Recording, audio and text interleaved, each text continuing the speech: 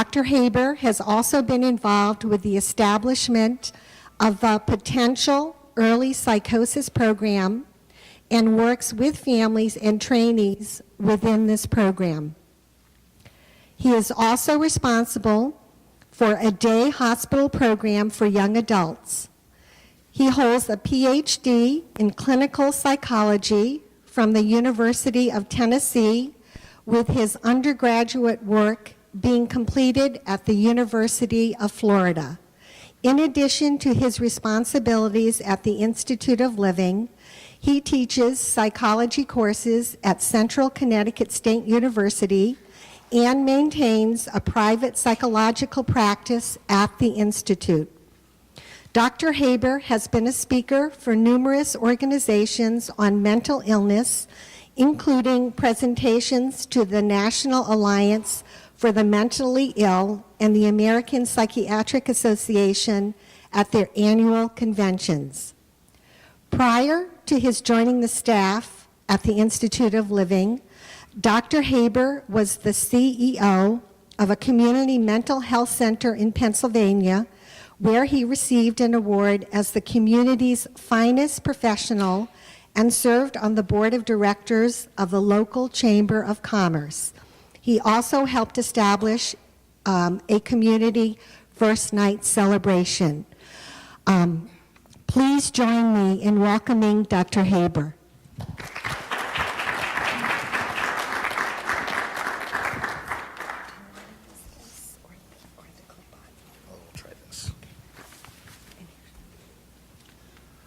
Good afternoon, everybody. I want to thank you for your invitation to speak with the group this afternoon about a very interesting and very important topic. As you can tell from my introduction, I do a lot of things. I seem to do everything but have a time off and a home life, which occasionally gives me a little bit of static.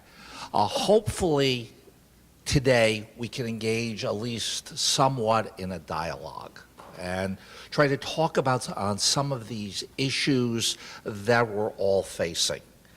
Some of the issues we're facing here, at the college level, some of the issues we're facing in the community, and certainly some of the issues that we're seeing from the point of view of, trying to intervene with these individuals. As you can tell from some of the description of the work I'm doing, that we are seeing more and more and developing more and more programs for young adults. The 18 to 25-year-old group of individuals who are no longer adolescents nor quite adults yet, and really don't fit in with any of the services that we have in society outside of the college. So we'll talk a little bit about this. But clearly, when we're talking about mental health needs of our students, normally when we think of a mentally ill college student, many of us have odd things that come to mind when we hear that phrase, mental illness. A lot of us, the immediate first impression is this one.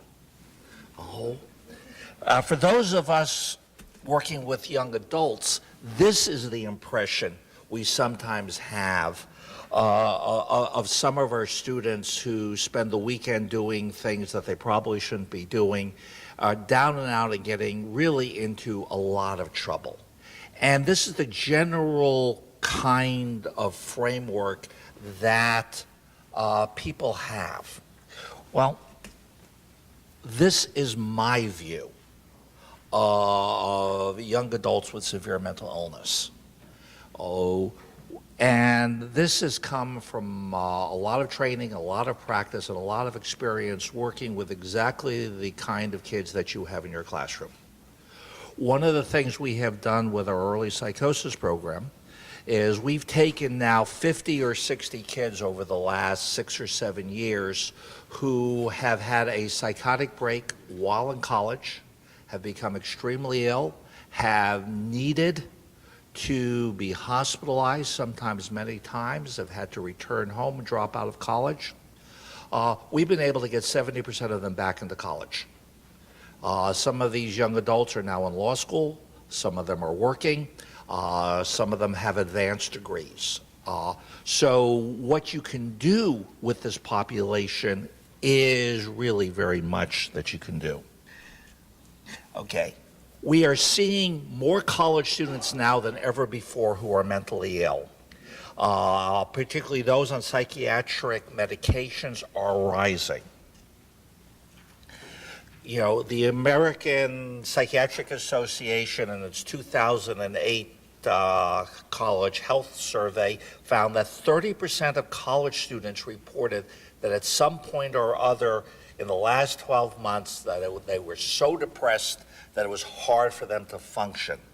And that almost half of the students at one time or another during the course of their semester had a feeling of overwhelming anxiety. Okay? That, you know, astronomical, 64% felt emotionally exhausted, 38% felt so depressed that it was difficult to function, with over 10% having been diagnosed with a major depression. Okay.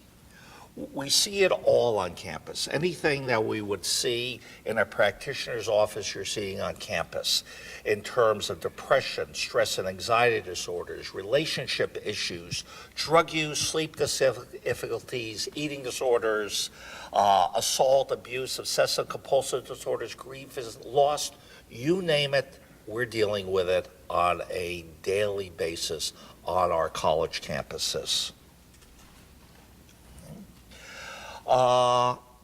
We're also starting to see that the problems that we're seeing on college campuses are much more severe than we used to see in the surroundings.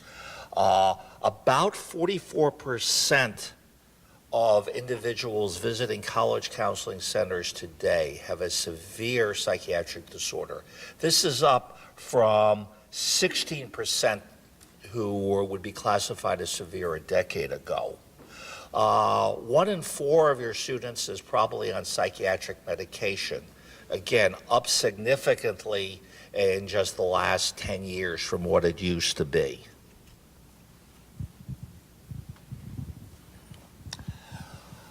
Feel free, you know, I can't see you back there in the dark, so feel free to wave your hand, interrupt with questions as I go through the talk. As I said, I would really, like to hear whether what I'm saying fits your impression. Yes? I had a student recently who had Parkinson's symptoms, and he said it was from very, very, very high doses of kids.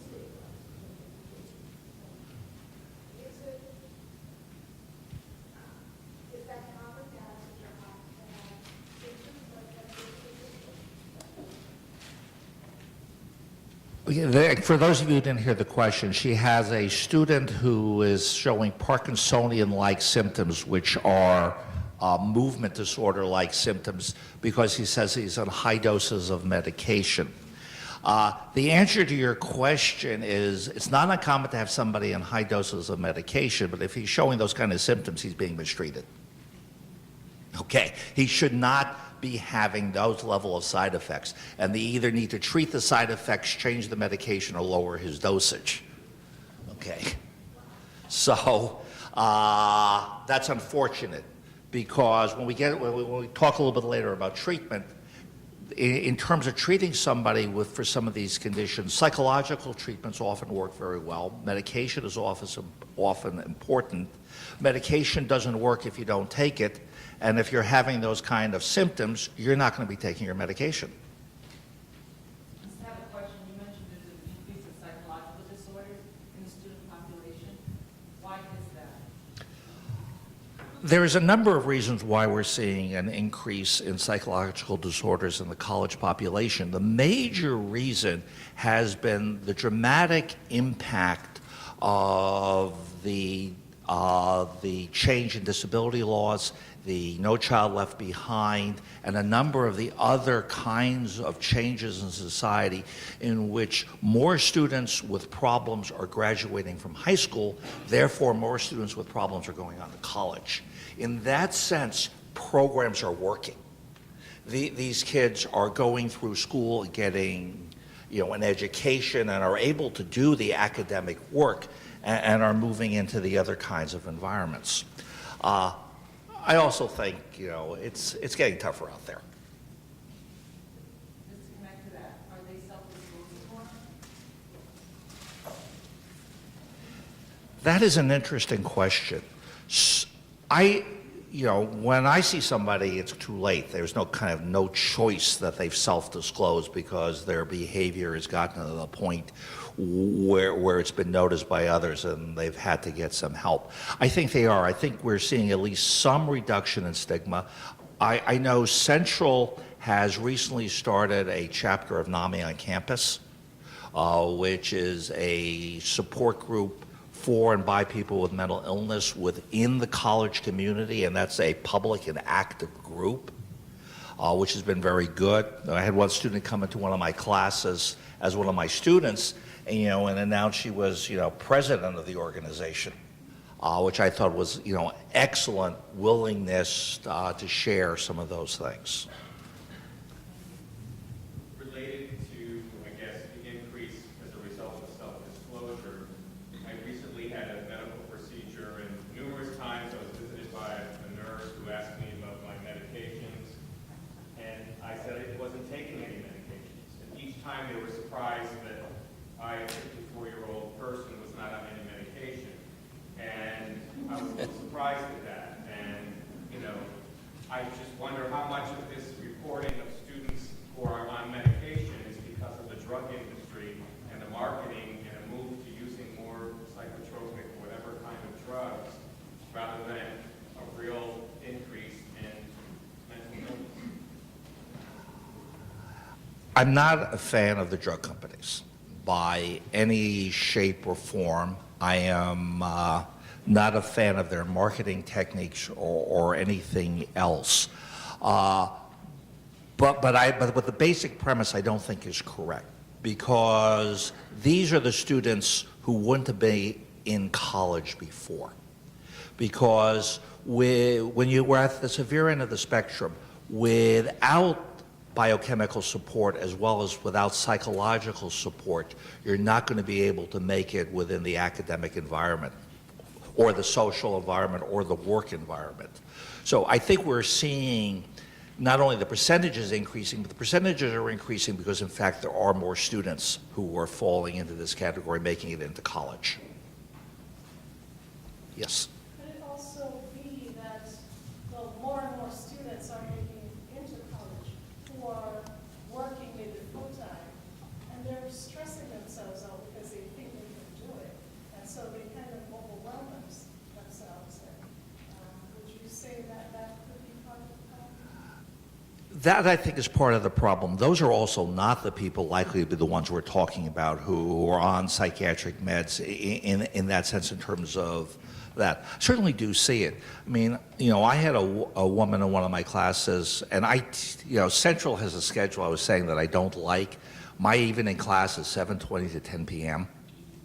None of us are functioning that last half hour in class, faculty included. But I had a single mother who had to bring her 3 kids and park the 3 kids in the empty classroom next door with the older kid, the oldest one watching the 2 younger ones. In terms of, the stress on her, but also the importance of the education to her. I was, very impressed with her dedication to trying to get an education. Okay. So another one? I think I'm perhaps jumping the gun. Teaching developmental students, we tend to get to experience interaction with certain kinds of students. And as a teaching professional, I feel that I don't have the experience or the know-how to deal appropriately. How can I be adequately trained or prepared or better prepared to deal with such things? That is an extremely difficult question to answer because I think you've gone to the crux of a lot of the concerns. On the one hand, we have the fact that if they're reaching out to you, if they're speaking to you, that they're letting you know something that's very important to them. And so part of what we do, outside of the actual clinical realm is being a willing listener and a supportive person. Part of the learning for faculty is what resources are available and how can you help get the student to both, to understand what those resources are and to be willing to accept them. In terms of the ability to actually have beyond that friendship level an impact, that probably is both beyond the scope of your training and the scope of the time available for you to have. Yes. I was just going to say, and I work in counseling, I send out the students in distress protocol. So whenever anyone has a student who they feel they are themselves or they're concerned about, it's important to give us a call, send an email, and we'd be willing to come in and assist you with the student.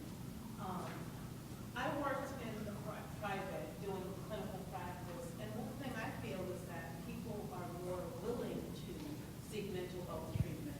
And now coming to higher education, I'm new here, I'm seeing the same thing. I think people, they come in our office and they openly disclose that they have a history of mental illness. And I think they're doing that because they want us to be aware of some of the issues that are going on with them.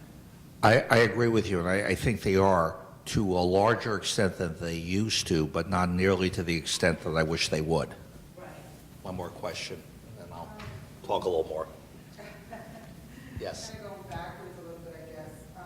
I agree with what you just said as well, that I think we don't have nearly as many students coming and self-disclosing as we should. However, somebody mentioned the No Child Left Behind recently.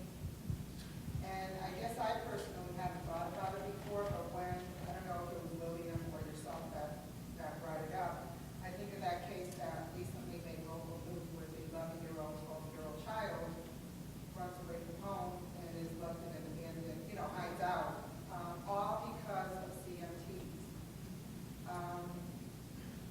And so, yes, we see this in our students, that whole block up here, but it starts way before they get here.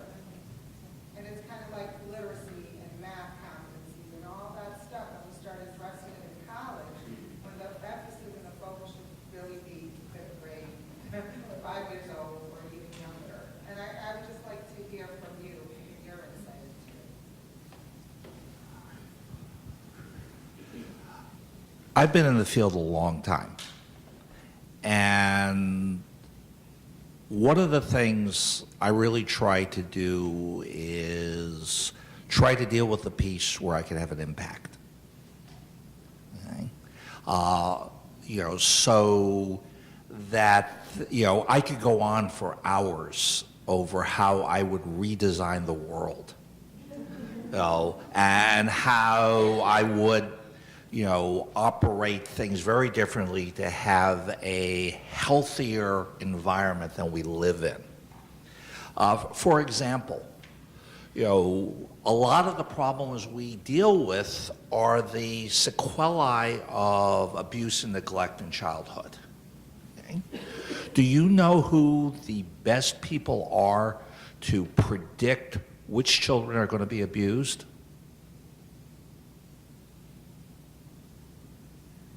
Ask an OB nurse.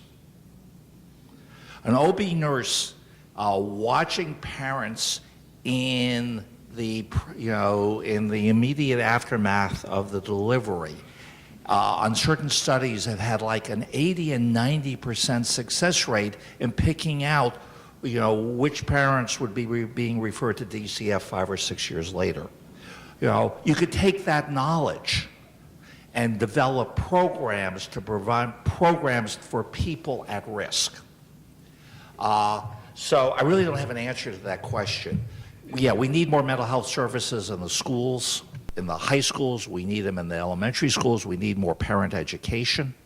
We need, a lot more things than we're currently having. And if you read the newspapers, we're going to have a lot less next year than we have this year in terms of some of the support services and the safety net, which is always very tattered. Let's talk a little bit more about a couple of things here. Basically, it is relatively simple if somebody comes to you and says, I've got a problem. Okay? Then it really is a matter of listening to them and trying to help them move in a direction that solves the problem. A lot of our students don't come to us and say, we've got a problem.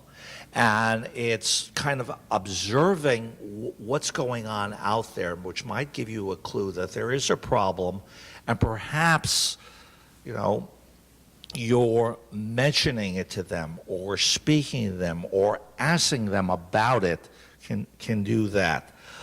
Basically, what we're looking at in these kind of terms are things that are a change, falling asleep in class repeatedly, looking sad or tearful, seeming to be spacing out, performance that decreases, changes in a number of those kinds of things may be a sign that something is going on. So that's what we're really looking for. A number of these behaviors of concern, particularly when you've seen a change or where somebody gets really upset, about a grade, much more so than they should have been, or maybe gets very flat and nonchalant about it. These kind of changes are often a sign that something may be going on with a student, and it may very well be worthwhile you're approaching them. In particular, what we look at as identifying recent changes, something that has changed since you first knew the student, noticing if there is more than one behavior of concern, noticing if they're distressed about it, and more importantly, is it interfering with their functioning? Are their grades slipping? Are they not showing up to class? Are they having problems interpersonally to the extent that we know about it? Those are all red flags that some problem or something is going on. Okay.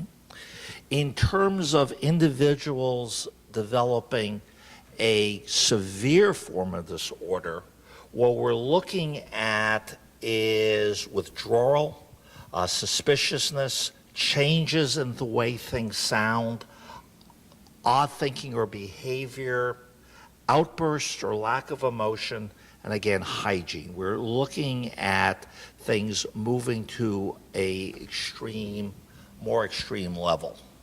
Okay. There are about, 4,000 students at Capital Community College? Okay. If there are 4,000 students at Capital Community College, that means that you will have about 40 students this year who will develop schizophrenia. You will have about 40 students this year who will develop bipolar disease. You will have maybe 200 come down with a major depressive disorder over the course of the year.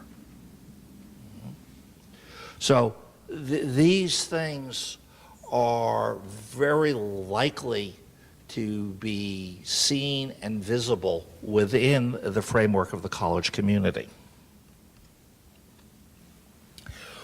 Some of these, for those of you not in the field, when we talk about changes in the way things look or sound, we're looking at things like people suddenly noticing wind rushing behind the ears, the noisy pipes, the strange things happening as they walk in the hall to the cafeteria, or odd thinking, my classmates are watching me, the traffic lights deliberately turned red to stop me from making it to class on time. My friends aren't really my friends.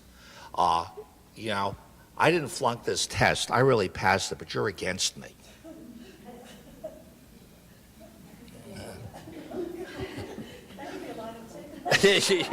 You've heard this before. All right. So some of this, are kind of things, particularly at the counseling center, they're going to be asking about how these things might occur. Because it's, you go up to somebody who, and say, "Are you hearing voices?" Most people will tell you no. Okay? But they may be willing to, acknowledge things if you ask a little bit more of an indirect question in those terms. Whenever we talk about mental illness on a college campus or anywhere, we've got to talk a little bit about dangerousness. We've all seen the headlines. We've all seen the stuff coming out of Virginia Tech, what happened at the high school in Columbine, the recent shooting in Arizona. That dangerousness is really often the driving force behind, some of the concerns about mental illness. And dangerousness is a real interesting topic, because I really think the media has it wrong in portraying mental illness as dangerousness. The base rate for violence among the mentally ill is 1 in 1,000, okay? 0.001, okay? That means on this campus, you have potentially 4 people to be worried about.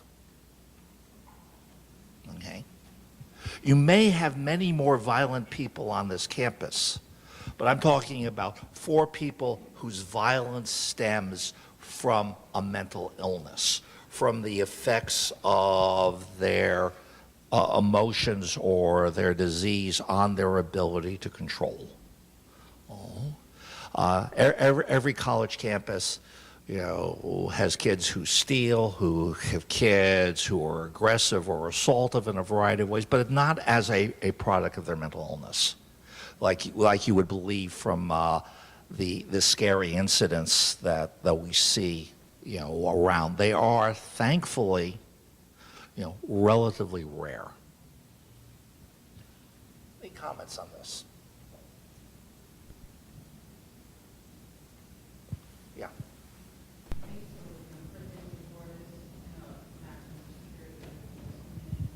You get, I used to work in a maximum security prison, in addition to this, and what Dr. Haber was saying is absolutely correct. This gentleman put on a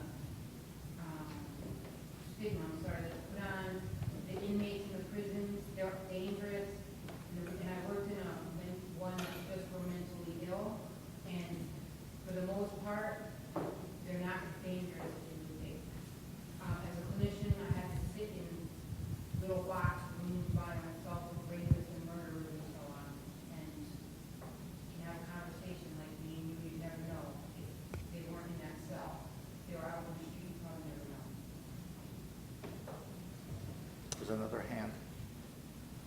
Yeah. I just want to ask, when you talk about the 4 out of 4,000 from I thought your previous slide was saying 1 in 1,000 of those with mental illness. So you're saying 1 in 1,000 population at large. Base rate for violence is,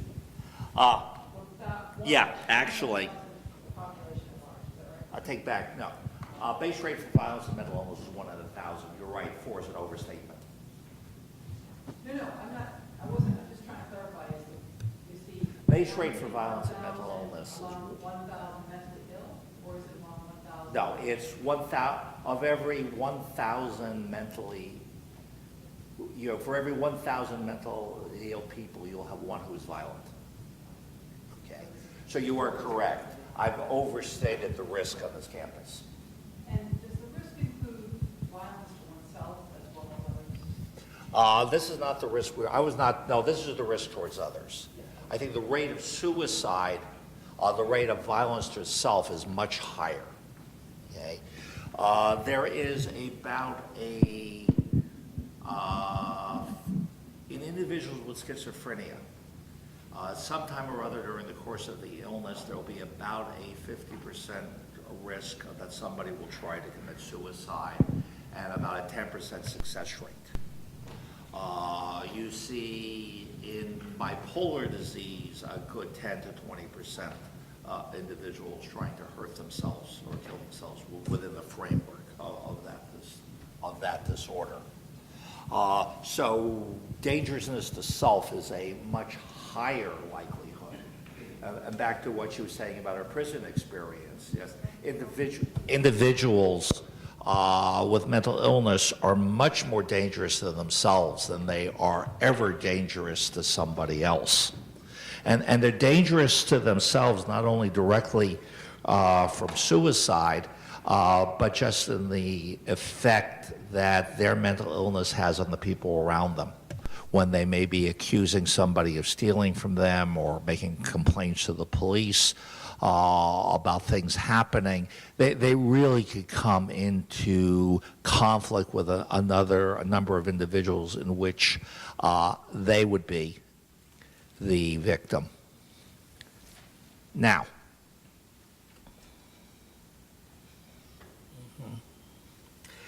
basically, when it does occur, however, because it's a rare event and it's an unlikely event to occur, doesn't mean we don't have to be aware of it.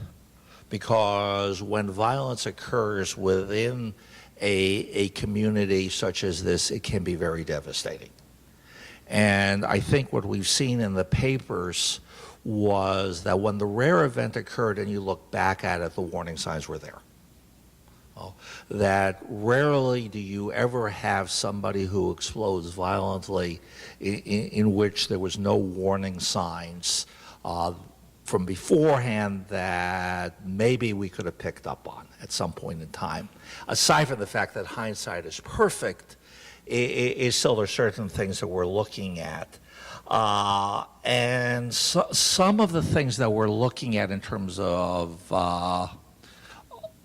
danger signs are self-destructive thoughts or acts that they've already broken the barrier and have done something to themselves.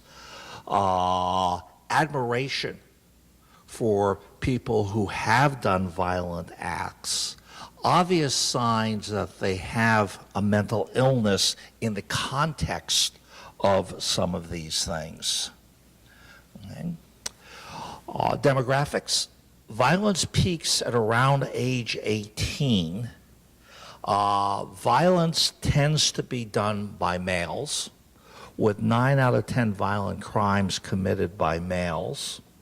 Violent crimes tend to occur in lower, with lower socioeconomic status because of the pressures of poverty on an individual.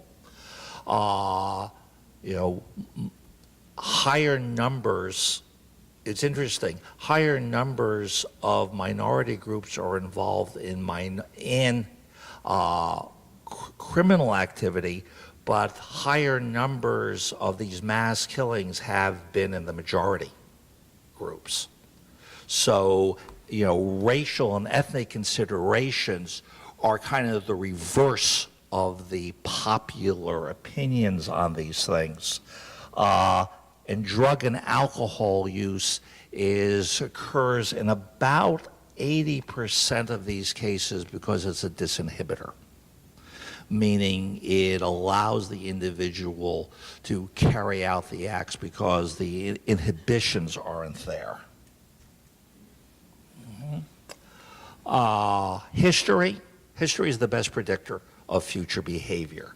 So if there has been violence, if there have been suicide attempts, if they engage in impulsive behavior, if there's a family history of mental illness, or, a individual who has had a family member commit suicide is at a much higher risk of committing suicide themselves because the taboo has been broken. Okay? Anything that led to shame, humiliation, embarrassment is something that can lead to these kinds of acts.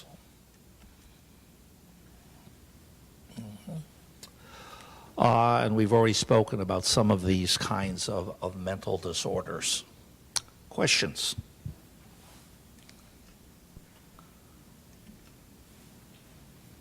Yes. You said that a person comes up and asks for help. Obviously, that's like the easiest thing the easiest way to get somebody into treatment or whatever. What happens, or how do you get them to that point?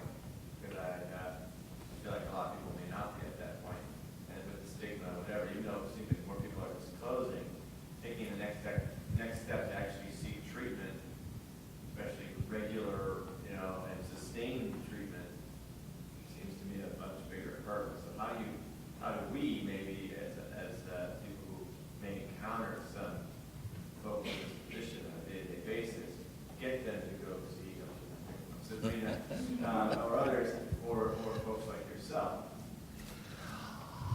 I wish I had a good answer to that question. Particularly within the framework of the college community, where your contact with the students is intermittent at best, and often within a structured kind of interaction around the classroom environment. Some of you who are involved with students in the form of student activities may have longer term contact with individuals. And I think it's particularly difficult at a place like this, which is not a residential college. If you have a residential college, at least there's an opportunity in terms of the dorm, in terms of the resident assistants, and others who see them over the 24-hour basis to perhaps strike up a discussion with them and some other way of doing it. So basically, what I try to do is look for some of the signs that I've been talking about among the students in class, particularly right after an exam or right after, a period of absences or something, and ask the student to stay after class for a few minutes or stop by the office for a few minutes, and at least put on the table that, things don't seem to be going well for you.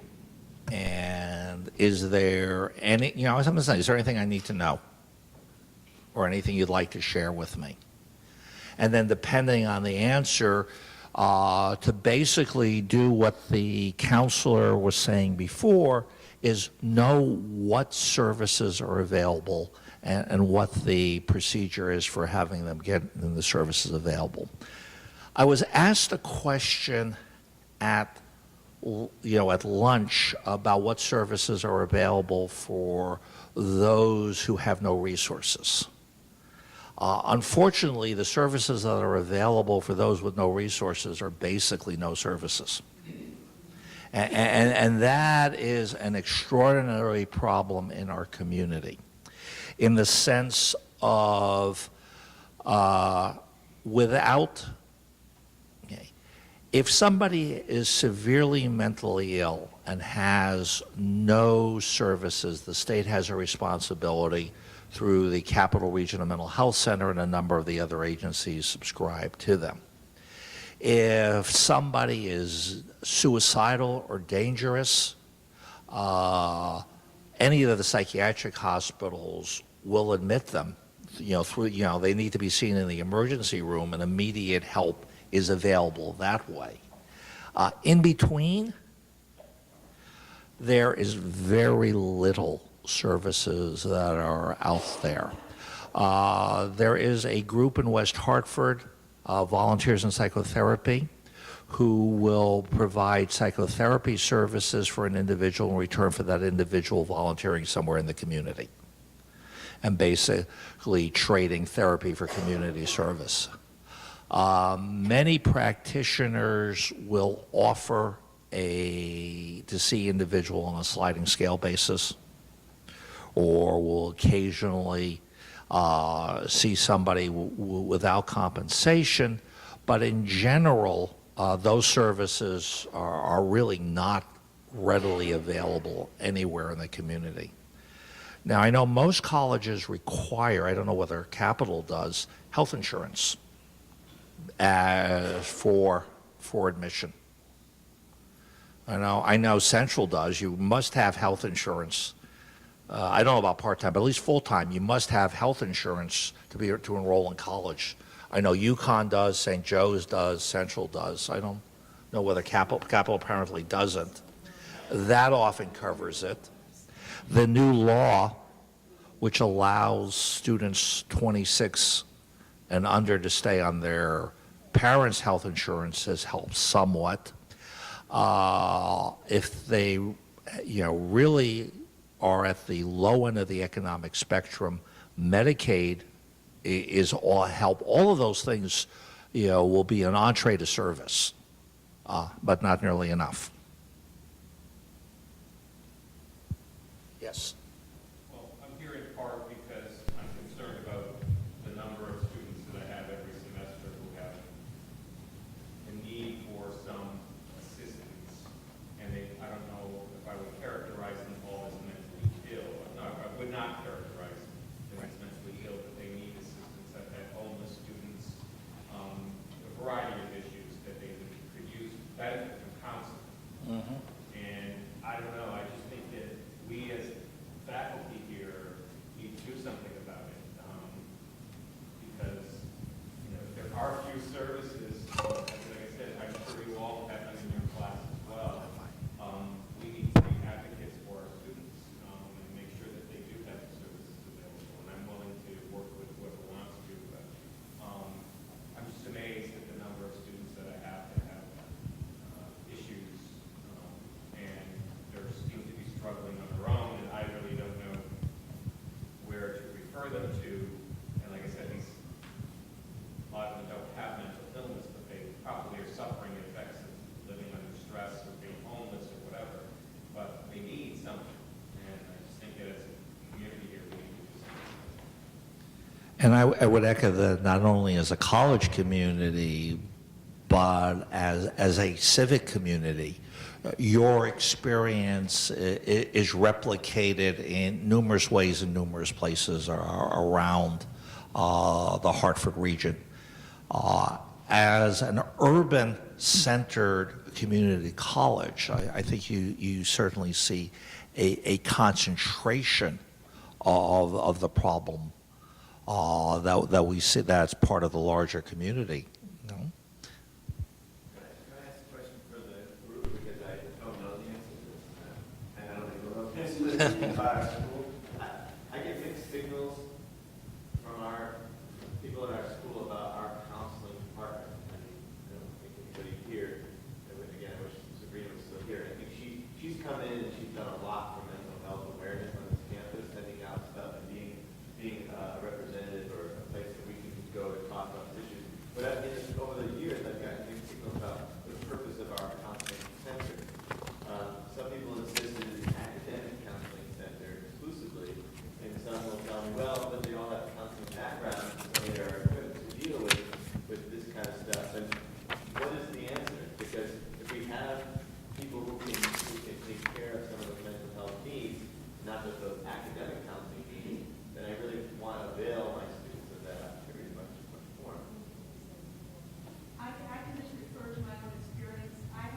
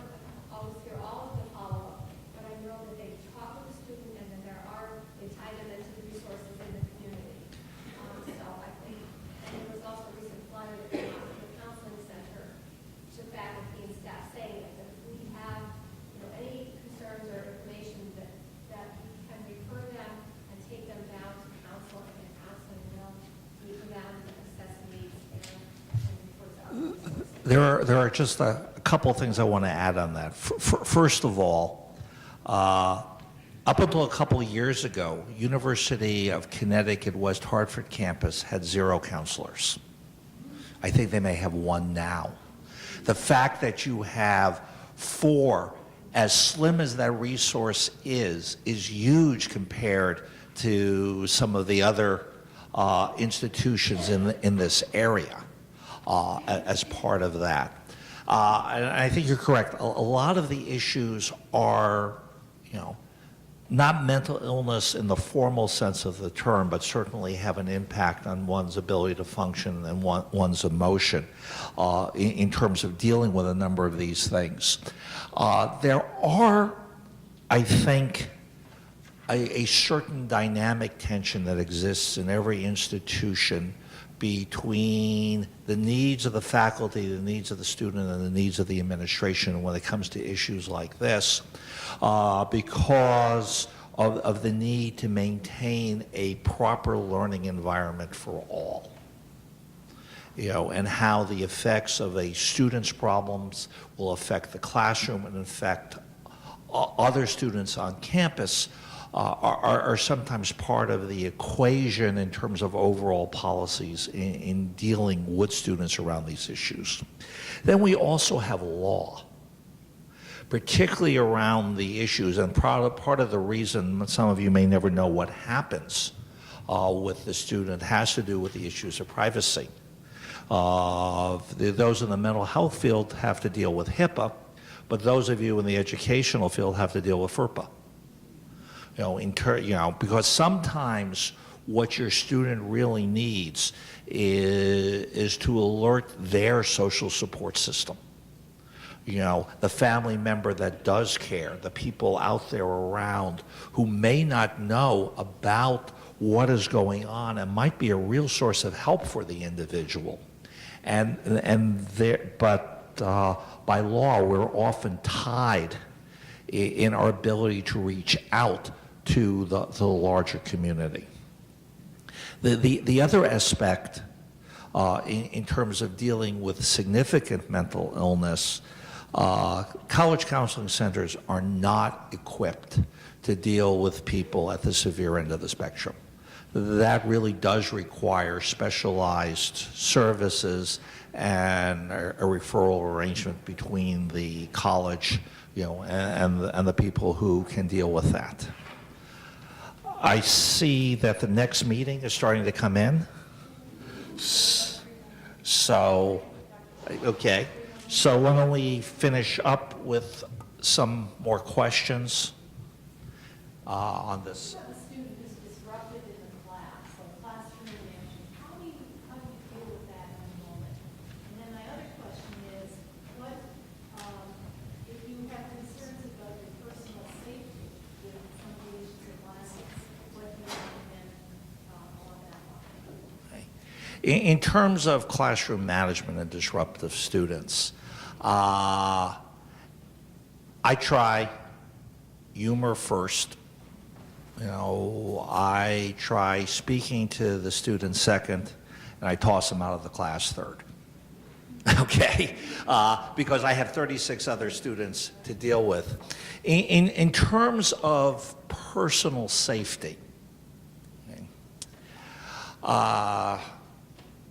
that really requires a larger scale intervention and look-see by an entire team on campus. In terms of perhaps an a decision whether or not that person could be on campus, whether or not there needs to be an evaluation of that particular student under the law in terms of potential for dangerousness. That's not something that can be handled by an individual teacher alone, and really needs to involve the counseling and academic deans as soon as that kind of issue occurs. I have a scenario. Teaching an English class, you assign an essay, and the student begins, the essay the student writes is about some mental issue they might be having, or sexual abuse, or something like that. Do you assume that this is actual, literal nonfiction, or do you take it as just, is it a call for help, or do you take it as just fiction? Or how do you respond to that? I take it as I need to sit down with a student. Okay. Do you want to answer the phone and say they're not? No. I take it as I need to sit down with a student and ask that question. Most people put themselves into their writing. Most people, when they're doing fictional writing, put a lot of themselves into it, but it's changed and distorted in a variety of ways, so I don't assume it's literal truth. But I would certainly, to sit down with the student and say, I read your thing, it's very good, assuming it is very good, but I'm concerned about the content. And give the student an opportunity to talk to me, perhaps, if they're willing, about what is going on. And then, depending on what they say, will determine whether or not I'm saying, okay, I understand what you're saying, and I know your need for privacy, but if things really, are getting the most of you, then, head X, Y, and Z. But no, particularly if there's suicide or homicide in there, or any of those kinds of things, I'm definitely not going to let that one slide as just literature.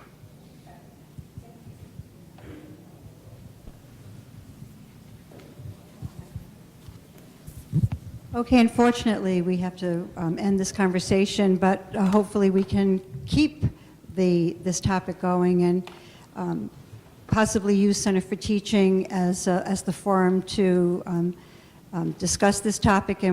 And for those of you that want to keep it going, Carl, we can talk about that.